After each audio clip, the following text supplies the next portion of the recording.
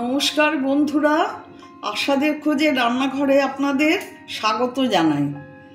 আমি এর আগে জামাই ষষ্ঠী স্পেশাল গোটা গোটা মধুকুলকুলি পাকা আমের আমঘাটা চাটনি করেছিলাম।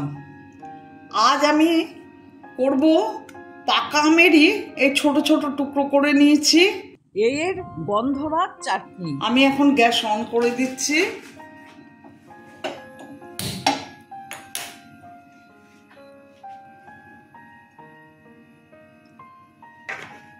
সাদা তেল দিয়ে দিলাম, সামান্য তেল দিলাম, চাটনি অল্পই আম। আর এই দেখুন, এখানে ধনে জিরে শুকনো লঙ্কা ভেজে গুঁড়ো করে নিলাম।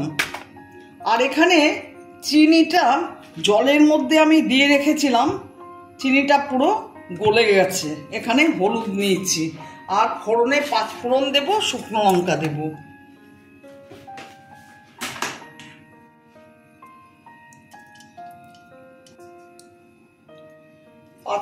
ফোড়ন দিয়ে দিলাম।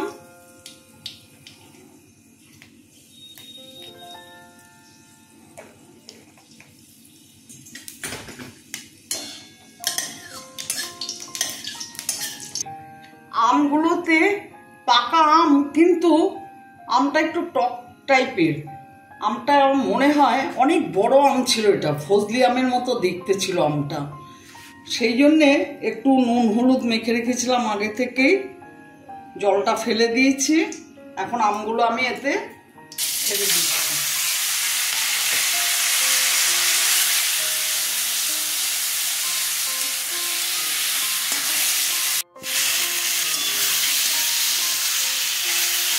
সামান্য হলুদ দেবো, হলুদ মাখা আছে এটা, আমটাতে হলুদ মাখা আছে।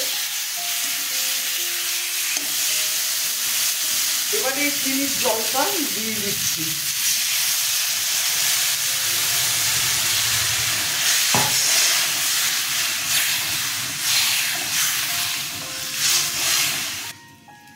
নুন দেব না, কারণ নুন এতে অনেকটাই মাখানো আছে, সেই জন্য আলাদা করে আর নুন দিলাম না।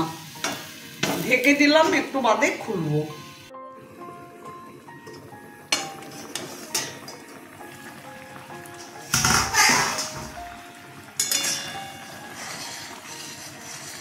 চাটনিটা হয়ে এসেছে। আপনারা পাকা আম দিয়ে, যে আম একটু টক ধরনের, সেই আম দিয়ে চাটনি বানাবেন। আমি যেভাবে বানালাম সেইভাবে বানাবেন, খেতে কিন্তু ভীষণ ভালো লাগে। আমি এখন মশলাটা দিয়ে দিচ্ছি। ধনে জিরে আর শুকনো লঙ্কা ভেজে গুঁড়ো করে রেখেছিলাম, তা দিয়ে দিলাম। আমার ভিডিওটা যদি আপনাদের ভালো লেগে থাকে, প্লিজ একটা লাইক, শেয়ার ও অবশ্যই সাবস্ক্রাইব করে দেবেন, সাথে কমেন্টস দেবেন। আপনারা ভালো থাকবেন, সুস্থ থাকবেন। আর এই দেখুন, এগুলো এরকম গোটা গোটাই থাকবে, খেতে খুব ভালো লাগবে। আমার ভিডিওটা দেখার জন্য আপনাদের ধন্যবাদ। আমি এখন গ্যাস অফ করে দেব, দিয়ে মিনিট 2 পরে সার্ভ করে দেবো।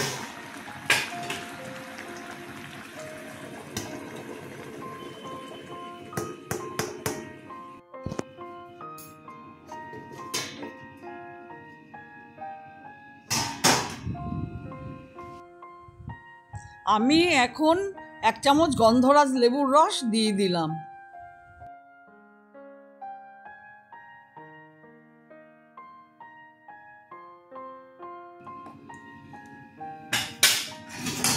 আর এই গন্ধরাজ লেবুর জেস্ট একটু এতে দিয়ে দেব।